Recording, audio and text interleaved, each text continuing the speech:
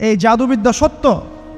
এবং এখনকার অনেক ভণ্ড যে কবিরাজগুলো বের হয়েছে, এরা জিনকে তাবে করে নিয়ে এই জিনদের মধ্য দিয়ে মানুষের মধ্যে জাদু ছড়িয়ে দিয়েছে, এবং এর ফলশ্রুতিতে বহু পরিবার ধ্বংস হয়ে যাচ্ছে। এই জাদুবিদ্যা সত্য। আরও একটা জিনিস সত্য, নবী সাল্লাল্লাহু আলাইহি ওয়াসাল্লাম বলেছেন ইন্না আইনাল হক, চোখের নজর সত্য। নবী করিম সাল্লাল্লাহু আলাইহি ওয়াসাল্লাম বলেছেন চোখের বদনজর সত্য। এই যে আমরা বলি ফেসবুকে এত বেশি ছবি দিয়েন না ভাই, ছবি তুলেন না, ছবি তুলেন না, বারবার যে বলি নিষেধ করি, কারণ কি জানেন? একটাই কারণ, বিকজ চোখ লাগাটা সত্য। মানুষের চোখ লাগে, এই কথা শুনলে অনেক মজুমদাররা হাসবে না? কথা বুঝতে পারেন নাই? কিন্তু এটা সত্য, কারণ নবী করিম সাল্লাল্লাহু আলাইহি ওয়াসাল্লাম যা বলেছেন সাদাকাল্লাহু ওয়া সাদাকা রাসূলুহুল কারীম, নবী যা বলেছেন, আল্লাহ যা বলেছেন চিরায়ত সত্য। এর বাইরে কোনো সত্য আছে? আচ্ছা দেখেন, আমি বললাম যে জাদুবিদ্যা সত্য। এই জাদুবিদ্যার চর্চা মানুষ করে, এখনও করে, এবং এই জাদু দিয়ে মানুষের ক্ষতি করার জন্য জিনের প্রয়োজন হয়, দুষ্ট জিন। এই জিনগুলোকে মানুষ তাবে করে মানুষের ক্ষতি করার চেষ্টা করে। দেখবেন এখন গ্রামে গঞ্জে শহরে সব জায়গায় ছড়িয়ে পড়েছে না? দেখবেন, খুব সতর্ক থাকবেন। আমি পরে সলিউশন বলছি আপনাদেরকে। আরেকটা বলেছি, নবী সাল্লাল্লাহু আলাইহি ওয়াসাল্লাম বলেছেন চোখের বদনজর এমন সত্য যে একটা উটকে এই রান্নার ডেকচির মধ্যে ঢুকাই ফেলতে পারে। আর একটা উট খুব সুন্দর, ভালো, আপনি দেখছেন মাশাআল্লাহ বলেন নাই, নজর লেগেছে, উটটা মারা গেছে, দেন তারপর তাকে জবাই করে খেয়ে ফেলতে হয়েছে। একজন সাহাবী গোসল করছিলেন, গোসল, এটা হাদিস সহিহ, এই আলেম ওলামা যারা আছেন তারা জানেন যে এই হাদিস সহিহ। একজন সাহাবী গোসল করছেন, তার গায়ের চামড়াটা খুব সুন্দর ছিল, একদম স্কিনটা অনেক সুন্দর, থাকে না এমন কিছু মানুষ? আচ্ছা, এখন আরেকজন সাহাবী এই গোসল দেখছেন দূর থেকে, দেখে বলছেন যে কি চমৎকার তার শরীরের রংটা, যেন কুমারী নারীর মতো, অনেকটা এমন একটা কথা তিনি বলেছিলেন। সাথে সাথে এই সাহাবী অজ্ঞান হয়ে পড়ে গেছে। কোন সাহাবী? যিনি গোসল করছিলেন। এটার আপনি কোনো ব্যাখ্যা দিতে পারবেন না তো, এখানে কোনো সায়েন্স দিয়ে বা মেডিকেল সায়েন্স দিয়ে আপনি কোনো ব্যাখ্যা করতে পারবেন না। একটা ব্যাখ্যা দিতে পারেন, কিন্তু কেন সেটা হলো সেটা আপনি অ্যান্সার খুঁজে পাবেন না। তো নবী সাল্লাল্লাহু আলাইহি ওয়াসাল্লামের কাছে নিয়ে যাওয়া হলো তাকে। তিনি বললেন যে এই ব্যক্তির ব্যাপারে কি কেউ ভালো মন্দ কিছু বলেছিল? তখন একজন সাহাবী বলেন হ্যাঁ, অমুকে বলেছে এর স্কিনটা অনেক সুন্দর, ওকে ডেকে নিয়ে আসুন। ওকে ডেকে আনা হলো। ডেকে আনার পর নবীজি তাকে অনেক শাসালেন, তোমরা তোমাদের ভাইদেরকে কি মেরে ফেলতে চাও? তখন এই সাহাবী তো অবাক, আমি আবার কখন মারতে চাইলাম ইয়া রাসূলুল্লাহ? আমি তো মারতে চাই নাই, আমি তো খালি বলেছি যে তার গায়ের রংটা অনেক সুন্দর। তখন তিনি বললেন কেন তুমি সুবহানাল্লাহ বললে না, কেন তুমি মাশাআল্লাহ বললে না? যখন মাশাআল্লাহ বলবেন, সুবহানাল্লাহ বলবেন, নজরটা লাগবে না। আর যখন আপনি মাশাআল্লাহ বলবেন না, সুবহানাল্লাহ বলবেন না, দেখবেন নজর লেগে গেছে। আপনি বিশ্বাস করেন ব্যবসা খুব ভালো চলছে, মানুষ বলল যে বাহ তোর তো ব্যবসা হেভি, লালে লাল শাহজালাল, ঠিক আছে, দেখবেন আপনার কেনা বেচা বন্ধ হয়ে গেছে। এরকম হবে, আমার কথাটা বিশ্বাস করেন। এটা কিন্তু সায়েন্স প্রমাণ করতে পারবে না, আল্লাহ এবং তার রাসূল বলেছেন, তার উপরে কোনো সত্য নেই। আছে সূরা কাহফ 29 নম্বর আয়াত পড়ে দেখেন, আল্লাহ পাক বলছেন ওয়াকুলিল হাক্কু মির রাব্বিকুম, সত্য সেটাই যা তোমার রবের পক্ষ থেকে আসে। ফামান শাআ ফালইউমিন, যার ইচ্ছা হয় বিশ্বাস করুক, ওয়ামান শাআ ফালইয়াকফুর, যার ইচ্ছা হয় সে অস্বীকার করুক। এই কারণে আমরা বলি ফেসবুকে এত বেশি ছবি দেওয়া, এই আই ওয়াশ করা, এই যে শোডাউন করা, হ্যাঁ, ইসলামের কিছু কাজ করলেন একদম মানুষকে না দেখাইতে পারলে ঘুম হচ্ছে না, এগুলো বন্ধ করেন, এগুলো বন্ধ করে দেন আল্লাহর ওয়াস্তে। অফলাইনে কাজ করেন, নিজেকে গোপন করার চেষ্টা করেন। যত বেশি মানুষের কাছে নিজেকে এক্সপোজ করবেন, কাজের বরকত কমে যাবে, কাজের বরকত কমে যাবে, চোখ লাগবে, নজর লাগবে। এবং চোখ লাগা বদনজরে বহু আলেম আস্তে আস্তে মাঠ থেকে মাইনাস হয়ে গেছে না? যায় নাই? এখন কি আলেমদের সংখ্যা বেশি না কম? যত দিন যাবে আলেমের সংখ্যা আরও কমে যাবে। নবীজি বলেছেন আলেমদের সংখ্যা কমতে থাকবে, মানুষ জাহেলদেরকে আলেম বানিয়ে নেবে। তো প্রিয় ভাইরা, জাদুবিদ্যা সত্য, চোখের বদনজর সত্য, রাতের এই অনিষ্টগুলো সত্য, রাতের বেলা অনেক ক্ষতি আছে।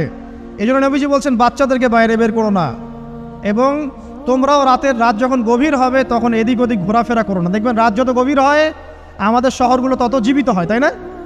তাই না? রাত যত গভীর হচ্ছে শহর তত জীবিত হয়। চায়ের দোকানে আড্ডা বেশি, ওই সিনেমা দেখছে, টিভি দেখছে, ক্যারাম খেলছে, লুডো খেলছে, ঘুম নাই। ঘুম কখন? ফজরের আগে আগে। ফজরের নামাজ কিন্তু নাই, ফজরের ঠিক আগে আগে আবার ওই যে জোহরের নামাজের সময় উঠতেছে। এখন আমাকে বলেন, এরকম জেনারেশনকে দিয়ে কি আসলে ইসলামের কোনো খেদমত হবে? আচ্ছা, নবীজি রাতের বেলা আর্লি ঘুমাতেন, আল্লাহ পাক আমাদের সবাইকে তাড়াতাড়ি ঘুমানোর তৌফিক দান করুন।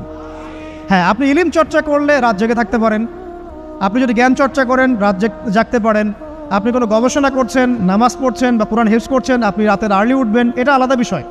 কিন্তু কমনভাবে আমাদের এই যে ফেসবুক, ইউটিউবিং ইত্যাদিতে আমরা লিপ্ত থাকি, সারা রাতটা কাটাই আড্ডাবাজি করে, এগুলো বন্ধ করতে হবে। এগুলো বন্ধ না করলে ফিজিক্যালি আমরা মানে সুস্বাস্থ্যের অধিকারী হতে পারবো না। সারা দিনটা আমাদের একটা কি বলবো অলসতার ভাবে যাবে এবং দিনের বেলা কাজগুলো ব্যাহত হবে। এতে করে আমাদের উম্মার এই পুরো বড় যে তরুণ প্রজন্ম আছে এদেরকে আপনি সম্পদে পরিণত করতে পারবেন না। তাই এই সিস্টেমটা চেঞ্জ করা দরকার। নবীজি রাতের বেলা এই সূরা বাকারার শেষে 3টা আয়াত তেলাওয়াত করতেন। আমরা করবো ইনশাআল্লাহ। আরেকটা আমল বলে দেই, নবী করিম সাল্লাল্লাহু আলাইহি ওয়াসাল্লাম রাতের বেলা সূরা মুলক তেলাওয়াত করতেন। কোন সূরা এটা? কোন সূরা? তাবারাকাল্লাযী বিয়াদিহিল মুলক। কয়টা আয়াত আছে? 30টা আয়াত আছে। নবীজি বলেছেন সাল্লাল্লাহু আলাইহি ওয়াসাল্লাম যে এই সূরা আপনাকে কবরের আযাব থেকে বাঁচাবে ইনশাআল্লাহ। কবরের আযাব থেকে তো ভাই বাঁচা খুব সহজ নাকি? আমাদের মধ্যে এমন কেউ নাই, শোনেন, আমাদের মধ্যে এমন কেউ নাই আলেম জালেম মুফতি মুহাদ্দিস রাজনৈতিক নেতা পলিটিশিয়ান বিরোধী দল জাতি তারপরে যে সরকার দল যে আছে না কেন কবরের শাস্তি ফেস করবেন এমন একটা মানুষ নাই, কেউ নাই পৃথিবীতে। এই যে আপনি দেখছেন ওই যে কি ইসরায়েলের প্রধানমন্ত্রী, ওই রাশিয়ার প্রধানমন্ত্রী, ওই চায়নার সভ্যতা, পশ্চিমা সভ্যতা, এমন কেউ নাই পৃথিবীতে এখন যাকে কবরের শাস্তি ভোগ করতে হবে না। আছে? সবচেয়ে লঘু শাস্তি মানে লঘু চাপ, এটা বলতে গেলে আসলে আমি ভাষা হারায় ফেলি। তারপরে বলছি আল্লাহ পাক আমাদের সবাইকে হেফাজত করুন, আমিন। একজন সাহাবীর নাম সাদ বিন মুয়াজ। কি নাম? নবী করিম সাল্লাল্লাহু আলাইহি ওয়াসাল্লামের সাথে একদম ডান হাত হয়ে যুদ্ধ করেছেন দীর্ঘদিন। বদর তিনি বীর সেনা, উহুদের বীর সেনা, ঠিক আছে। খন্দকের যুদ্ধেও বীর বিক্রমে যুদ্ধ করেছেন। তিনি আনসার সাহাবী, একদম মদিনার নেতা সাহাবী। সব সাহাবী কিন্তু একরকম নন, কেউ ছিলেন নেতৃস্থানীয় সাহাবী, তিনি ছিলেন একজন নেতৃস্থানীয় সাহাবী, ঠিক আছে। সাদ বিন মুয়াজ নবী করিম সাল্লাল্লাহু আলাইহি ওয়াসাল্লাম এত ভালোবাসতেন তাকে, এত ভালোবাসতেন যে তাকে নিজের মনে করতেন যে সাদ বিন মুয়াজ আনসাররা আমার নিজের। চারটাখানি কথা। এই সাহাবীর খন্দকের যুদ্ধে এই যে হাতের এই দিকে সম্ভবত হাতের এই রগের মধ্যে একটা তীর এসে লাগে এখানে, এবং তীরটা তিনি বের করতে গিয়ে রক্তটা ছিঁড়ে যায়। এরপর ফিনকি দিয়ে রক্ত বের হওয়া শুরু হয়। চিকিৎসা করে করে রক্ত বন্ধ করা যায় নাই, এবং এই রক্তের প্রবাহিত রক্তেই আল্লাহর ইচ্ছায় তিনি শাহাদাত বরণ করেন, তিনি ইন্তেকাল করেন। নবী করিম সাল্লাল্লাহু আলাইহি ওয়াসাল্লাম প্রচণ্ড ব্যথিত হন, মানে মনটা তার খুব নরম হয়ে যায় সাদ বিন মুয়াজ রাদিয়াল্লাহু আনহুর জন্য। তো এই সাহাবীর যখন জানাজার নামাজ পড়ানো হচ্ছে, নবীজি বলছেন 70,000 ফেরেশতা তার নামাজে অংশ নিয়েছে। আর এই সাহাবীকে যখন কবরে শোয়ানো হয়েছে, নবী করিম সাল্লাল্লাহু আলাইহি ওয়াসাল্লাম পরে জানিয়েছেন কবরের যে মৃদু চাপ, সাদ বিন মুয়াজ রাদিয়াল্লাহু আনহুর কবরেও সেই মৃদু চাপ দেওয়া হয়েছে।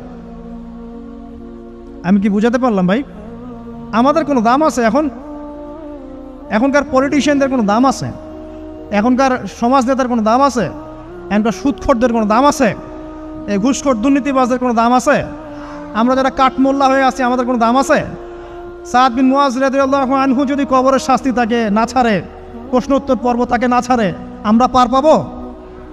নবী করিম সাল্লাল্লাহু আলাইহি ওয়াসাল্লাম বলছেন সূরা মুলক তেলাওয়াত করো রাতের বেলা, ইনশাআল্লাহ সূরা মুলকের তেলাওয়াত কবরের আযাব থেকে তোমাকে বাঁচান।